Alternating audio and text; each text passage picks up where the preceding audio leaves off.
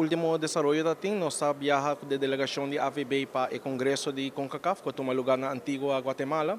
Esse aí toma lugar para voto de presidente de CONCACAF, que de caso aqui não tem oponente, de caso aqui Victor Montagliani aqui da eleger como presidente trove de CONCACAF no próximo turno.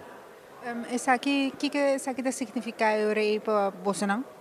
Essa aqui significa que a CONCACAF está bom representar. Nós podemos ver que o Victor, nos últimos 4 anos, faz bom trabalho para a CONCACAF, fazendo cifras positivas também. E nós miramos o desenvolvimento de futebol em geral no Caribe, que isso significa que o futebol está em bom caminho.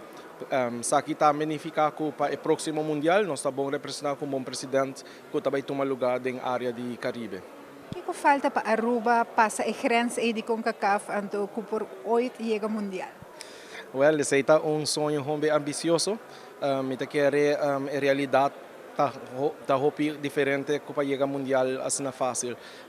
Esta vai virar ano aqui para CONCACAF um pouquinho mais fácil para o país não que queda over, que acaba América, México, que Canadá te sonam que classificar. Isso aí que significa que tem extra lugar para sonar de CONCACAF que por chegar. Pero é duro para sobrar. O que mesmo só tem pool 6 de CONCACAF e para chegar Gold Cup, esse significa nos World Cup.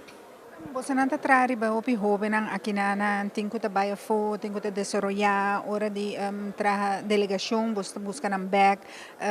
Com essa aqui da Drey, você sente que o mestre de empurrar mais jovem?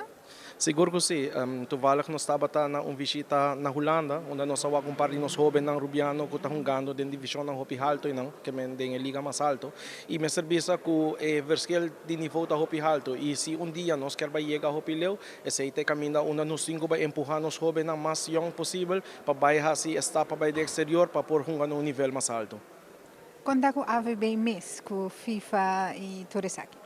Minha serviço que está indo hopi bom, nossa relação com o FIFA está indo hopi bom, aqui nós estamos bezig com o parte de desenvolvimento e dengue esse man venidero nós estamos indo ao congresso que está tomando lugar na Kigali, na Ruanda, para o congresso de voting para presidente de FIFA, que tampouco não tem oponente, que em caso aqui o presidente mesmo está queda.